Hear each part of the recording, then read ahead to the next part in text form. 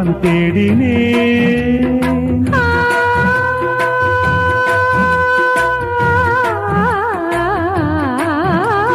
கண்ணென்னும் ஓடங்களில் கரை தேடி நான் ஓடினேன்.